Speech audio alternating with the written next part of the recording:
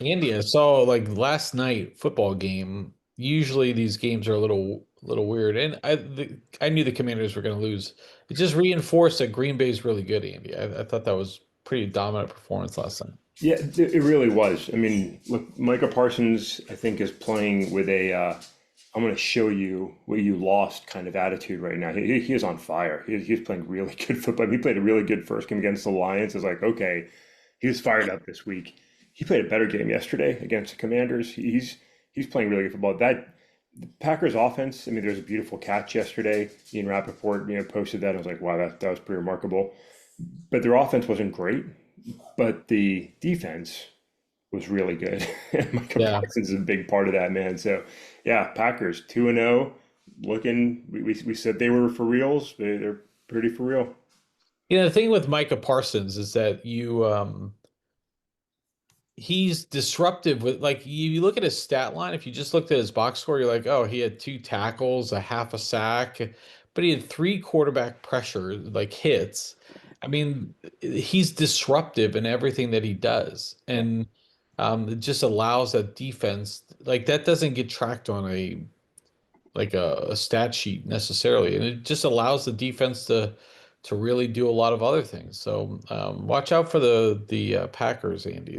I know that's not what you want to see, and you hated Jerry Jones for it, but as if you needed more reasons to hate Jerry Jones. So yeah, they're legit. They're legit. I mean, they're playing good football. And I'll see again, week two, things change, but yeah, yep. good Thursday night football game, Dave. Nice to have football back.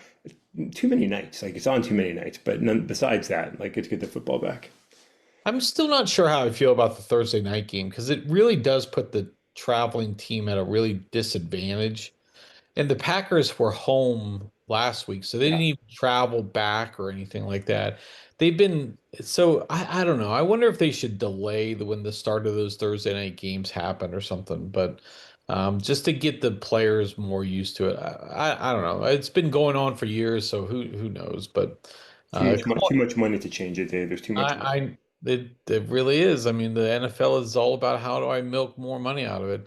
This 18 game schedule that they want to go to, it's not about, anything other than more gate revenue, frankly. So, I mean, anyways, all right, Andy, crazy week this Crazy week. week. A lot of really big events and a lot and tragedy still. We'll start with Charlie Kirk first, Andy. I think on Wednesday. Um, I don't know where saw it, but maybe it was just on like Charlie Kirk was shot, and then it was like Charlie Kirk is dead very quickly. Happened at an event in Utah, Utah Valley University.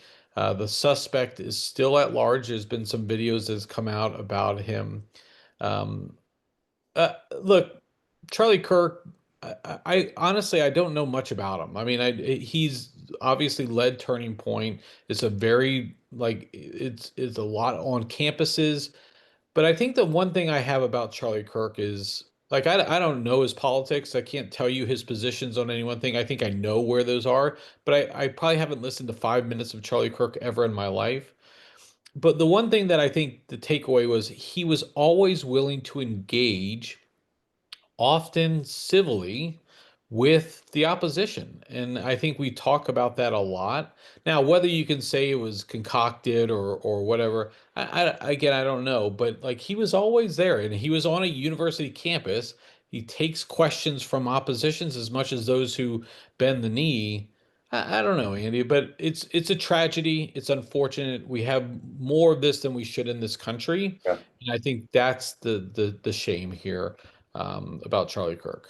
Yeah, I mean, his politics were very aligned with the president's. Yep. There were some difference starting to evolve on a couple of issues, Israel being one, just recently, Epstein. Yeah. Epstein being another. So there's some level of difference there, but very much what one would expect from a MAGA sounding individual, which I think you could say he definitely was. And look, he started his organization at 18 years old and built it up over the last 13 years. You don't have to like him. I Yeah. don't agree with him about anything, but that political violence is completely reprehensible and unacceptable. is just a fact. Like this country, a republic, like lives on the ability to have open disagreements, and you duke it out in the polls. You elect who you want to elect. You vote how you want to vote on ballots. On You don't resort to political violence. It's just such a heinous act and so destructive of democracy. It's just disgusting. I mean, you can. Some people love Charlie Kirk. Some people absolutely hate the guy.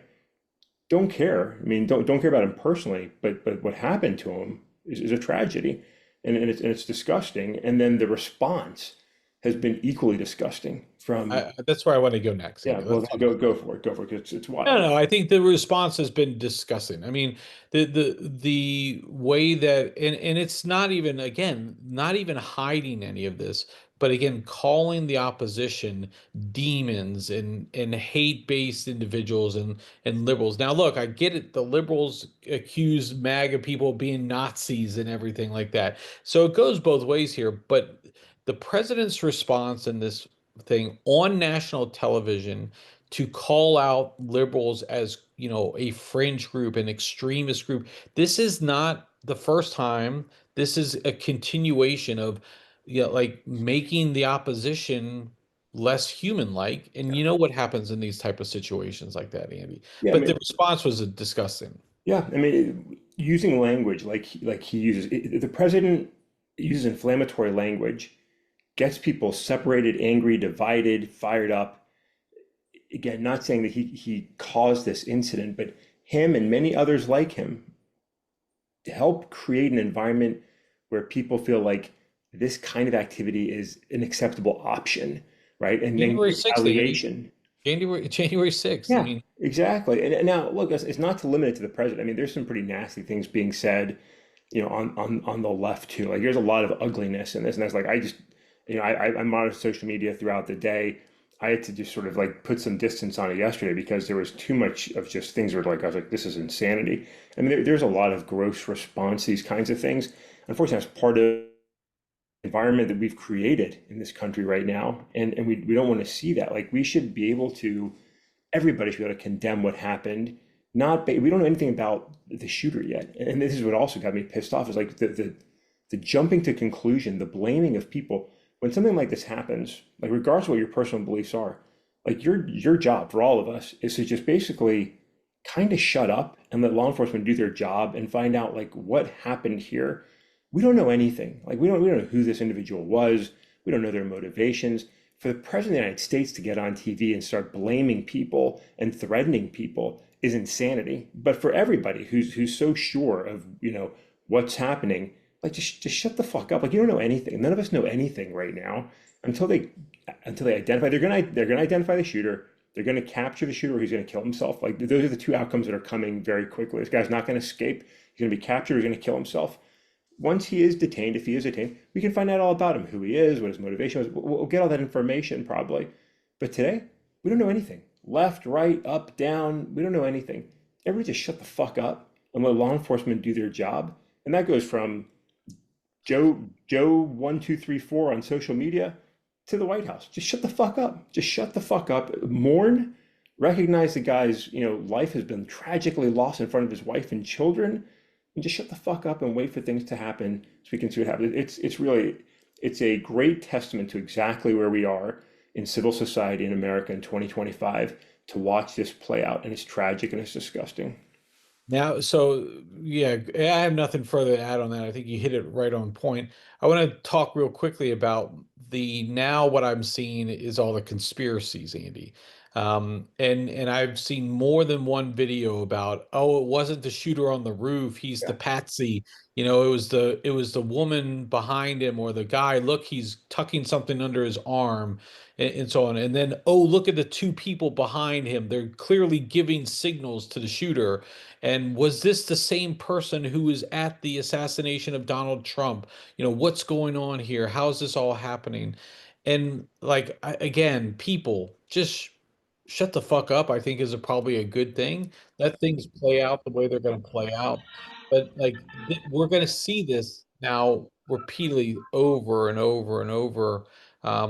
And that's again, that's another piece of what we have created within this country where misinformation, conspiracies, even something plain as day challenges as our truth. And I think that's a concern here. And I think that's going to continue to spiral things up, unfortunately. So Yeah, I mean, like, yeah, I seen some of that chatter. We're going to hear more about it. You know, this was set up. This was done by this group or that group. Like again, just like we don't know anything. So my honestly, my sincere condolences to this guy's family. I can't imagine what his wife and children are going through right now. It's just awful. To see it being politicized is gross. yep. To see the comments being made from all sides is disappointing. It's a really sad time in America, and none of us are helping. Like none of us are helping this, especially not our elected officials who are fucking assholes. Yeah, yeah, that is truth, Andy. So okay, Andy, let's go to another event this week. This was the anniversary of 9/11 yesterday. And so a lot of great ceremonies took place around the country in a lot of parts of, to remember those. We always see the iconic images from that day. Pretty still very seared in my brain, Andy. I'm sure yours as well. And it led to a spiraling of events that got us in many different places to where we are today. Obviously we all have memories of 9/11. We can all recount where we were when that happened. I want to take a little bit different approach here and just kind of look at like how 9/11 really was leverage. We talk about like Charlie Kirk, right? Like how it's now being used for we don't know what's going to come, but the rhetoric today is not good. 9/11 obviously, it put our foothold in Afghanistan and led to a 20-year history there. You spent time there. Many soldiers and airmen, sailors all spent time there. But then it also led to our invasion of Iraq, and the two are connected because President Bush, one of your favorite presidents of all time, leveraged 9/11 as an opportunity to go into Iraq. And I just look at the Charlie Kirk situation, look at 9/11. I just look at how politicians leverage these events, these tragedies, Yeah, to like manipulate the public and get us in a position. And frankly, I mean, everybody was rah rah, whatever George Bush said, let's do it, let's do it, let's do it. He's right, he's right, he's right. And I get concerned when I see some of these events that occur today. And we look at the reflections of 9/11. I'll never like dispute going into Afghanistan as a result of that and taking the fight to those individuals. Obviously, Iraq's a different story. I know you have hard feelings about it as well. Well, thoughts about 9/11 and the way that that was manipulated there, I guess. yeah, yeah. I mean, you're speaking to a very real point. You know, and it goes back to Hillary Clinton's comment about the climate, right? She's, never waste a good crisis, and that's what politicians do. You know, sadly, they take real issues, real threats, real disasters, real tragedies. They manipulate them and the information about them to advance their interests. And that's gross. And we see it all the time, right? We see it on gun control issues, for example, right? It's just gross to see people having an agenda and then taking tragedy, disaster to try and advance their agenda. And yeah, George Bush, fuck that guy. If I was in Atlanta, Dave, a couple weeks ago, we talked when I was down to see my son.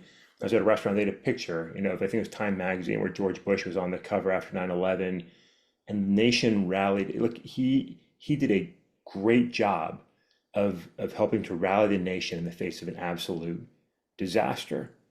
And then he used that and he launched an invasion in Iraq that was unjustified, based on lies, lost a lot of Americans, Iraqis, and others in the process. Disgusting, right? To advance his personal interests. And you're right, we see that type of thing in politics every day right now in this country, where people take whatever incident it is, I mean, back when the president was first elected, and we had the tragedy at Reagan National Airport, and he was blaming DEI and midgets on the which of course had nothing to do with it. We've since not never talked about it again, but it was the start of his big push against DEI around the country. Politicians are assholes, all parties, all of them. Like it's hard to find one that isn't, right? And they use these types of events to manipulate their voters, to fire up their base, and try to advance issues that sometimes are somewhat connected and sometimes not connected at all. But we're seeing that right now. For the president to go on national TV after this and attack a part of this country and threaten a part of this country is exactly the type of crappy leadership we live in today, where people, rather than try and rally people and just talk to the tragedy of events, we're trying to find a way to manipulate the population to advance our own selfish interests. It's disgusting. And 9/11 was a tragic example of that, where there was a real disaster, there was a real threat, and we reacted effectively to what happened in Afghanistan, and then took it sideways in wars that went on for decades. Dave, you, I, and many others having served in way too many deployments during that time. And it's just tragic to see politicians never, well, they do learn from it. They learn to repeat the same disgusting behavior. And we, the American people, pay the price. We suffer in blood and treasure, and it's disgusting. Yeah, I think it's where we were. I think it's in the wake of these type of events, and Charlie Kirk just being the latest. But like this is like the Charlie Kirk case is it's interesting because it's one individual that happened. It, it's a symptom of a larger issue, and but it's going to be used as the only Yeah, the driver for so many things.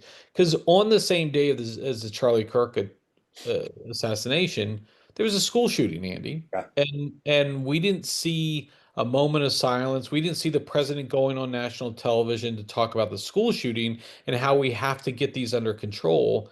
Instead, we look. I mean, again, Charlie Kirk was very influential, but he went on the line on TV to talk about all of those things about Charlie Kirk, ignorant of the same thing that caused his death, caused the deaths of other children yeah, and people in another school shooting. And we have these almost every day in the United States, Andy. So it's yeah. really, And just curious, I mean, yes, the school shooting was tragic. We totally missed, I think, three individuals, including the shooter, are injured in that. But you look at like where's our leadership, right? Where is the politician or other leader to stand up now and say, look, like we had a tragedy, right? And whenever you think of Charlie Kirk, like we as a nation need to pause and reflect on our rhetoric and our language and the way we talk to one another and the way we debate with one another. Because like you said, Dave, like or hate Charlie Kirk, who's out there debating with people, right?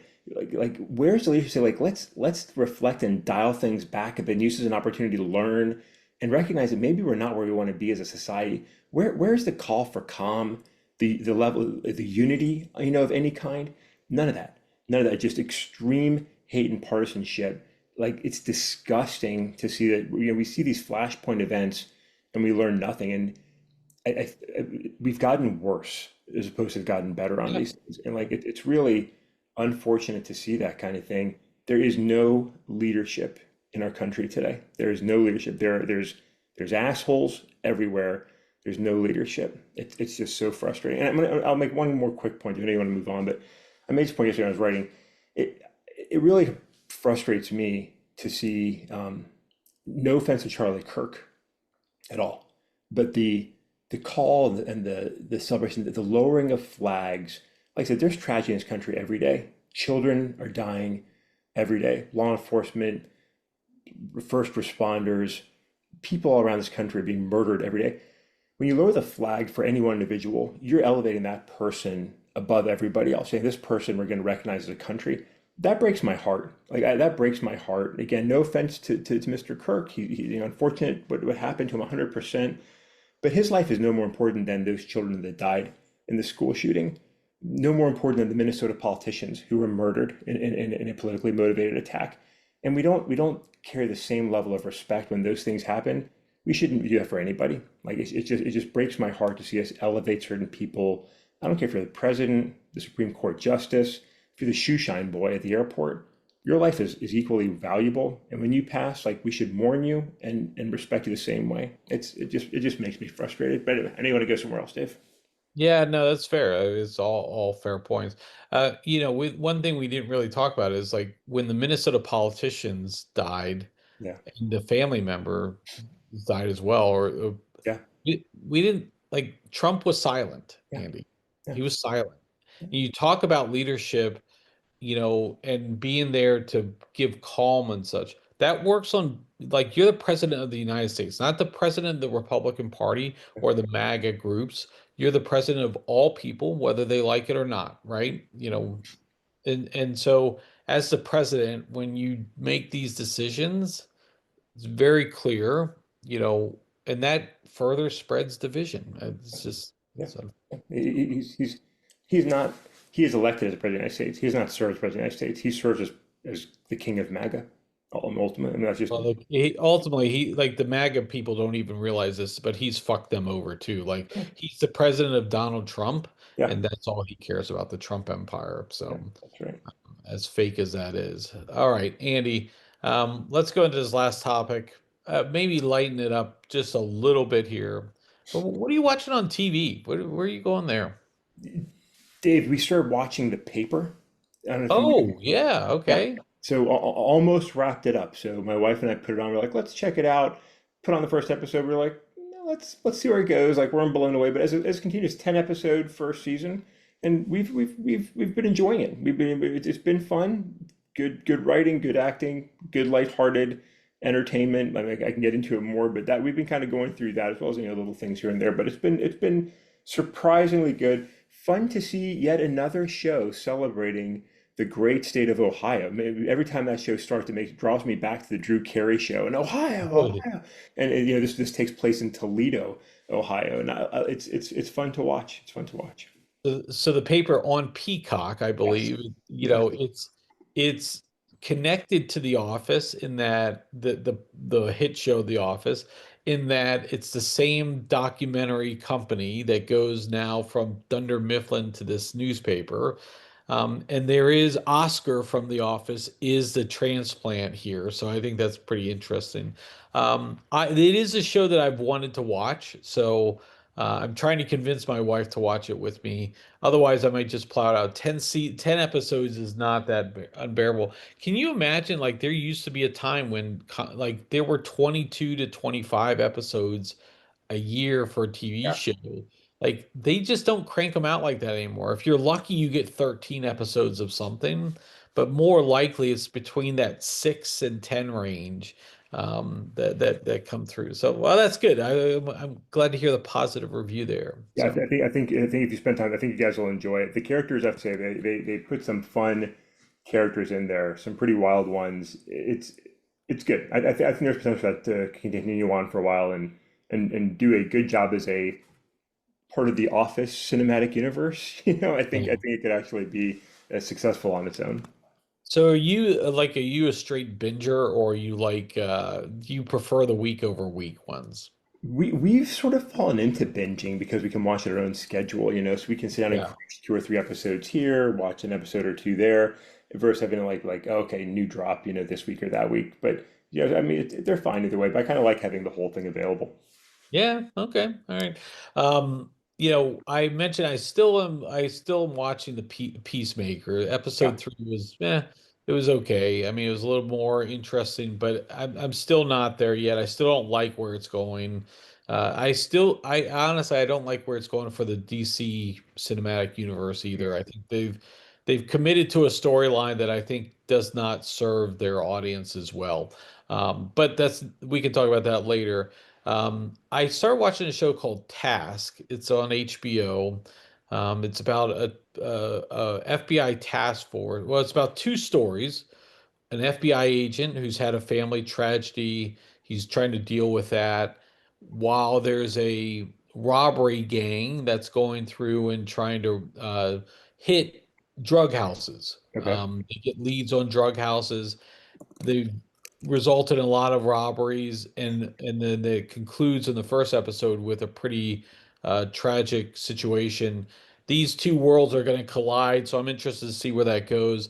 It's kind of dark. So, and it talks about like it talks about middle America, frankly, and not everything is what you see in Pottery Barn ads and what the president wants to tell about crypto and all this other stuff. This is about real America, where there's a lot of real issues that are going on, and we choose to ignore in some respects. But so I'm interested to see how that goes. Um, that's one, but the one that we always look forward to this time of year, Andy, is the British Baking Show on You've Netflix. mentioned this. The British Baking Show is one of our favorite shows. Like, so it's Friday night. It comes out on a Friday. We're gonna sit down tonight. We usually go get takeout of some sort in the family tonight. So my daughter, my wife, and I will all sit around and watch the British Baking Show, and we just love it. It's just a fun, lighthearted, and good, wholesome kind of show. It's Yeah. like it's great. It's great, Andy. So I'm glad. That's good to have that. So you mentioned this before, and I'm curious. I almost need to find a way to watch it here to check it out. But going back to Task, is that Mark Ruffalo that I see in that it show? it is Mark Ruffalo, and he's in really rough shape, Mark Yeah, Ruffalo. So a good act, such a good actor though. he Such is a a good good actor. He's a good actor. I like him. So we used to tease my wife. She once made a comment about him. We were like, "Oh, didn't know you had the hots for Mark Ruffalo?" And we've kind of never let her off of the hook for that one. But yeah, it's good to see. So I'm glad there's some good shows out there, including British Baking. Like the British are entertaining. Like say what you yeah. will about the British, overall, like highly entertaining nation. So thank you, England. Thank you, my birthplace, providing us entertainment across so many spectrums. And again, going back to the paper, based off The Office, Ricky Gervais being one of the executive producers, going back to the original Office from the UK. Well done. See, this is why we're in sync, Andy. I was just going to call that out. This is why we have a podcast together because, yeah, look, I think there's so many shows over in Britain that have been, adapted for U.S. television, and that, of course, is the most successful one. There's another show on. I've kind of watched these weird shows on HBO too. They're foreign shows. Like one was from South, I think Brazil, and the other one was from Poland, of all places. But one is called Eastern Gate. That's the Polish one. It's about conflict between like the Cold War-esque conflict between Poland and Russia, Yeah. a way of Belarus too. It's all in Polish, but you get the dubbing and all that other stuff. But it's a fascinating show because, like, while we see, we have an ocean apart here, there is a real like still very Cold War espionage effort going on between Russia and all of these former Soviet republics and even the Western European governments that is really playing out. And we think that that may have died. It's not. It's still alive and well, and it's good show, Eastern Gate. But I've only watched the first two episodes, haven't gotten past much more, but pretty interesting stuff. So I'm Yeah. experimenting, Andy, experimenting. And Dave, I mean, you talk about Poland and Russia. I mean, like we haven't gotten into this, but like right now, I mean, there's some crazy things happening in Ukraine and the greater Eastern European theater with Russia, with Poland, with NATO, with Article 4. I mean, there's a lot happening, and look, the Polish people are proud people. It's a nation that's grown so much over the Yeah. last 30 years since the fall of the wall. I mean, an incredible nation, and to see them now, standing up and trying to prepare themselves for God knows what with Vladimir Putin, remarkable times that we're in. Well, one thing you know for sure, Andy, Trump is mad. He's not happy about it. Yeah, I saw that. Not happy about it. Thank So you. watch out, Putin. Watch out. But you're right. I mean, I think Poland's like of all countries in the world, they have really embraced, the post-Cold War era, and they've developed quite a relationship militarily with the United States in many ways, and they just have become a very strategic partner here. So but maybe that's something we can talk about next week. We'll see what happens over the weekend, Andy. But Yeah, we have another full weekend of football, college, pro. It's going to be an exciting weekend. We'll see where things go on other fronts as well. And so, Andy, with that, I will catch up with you on Monday.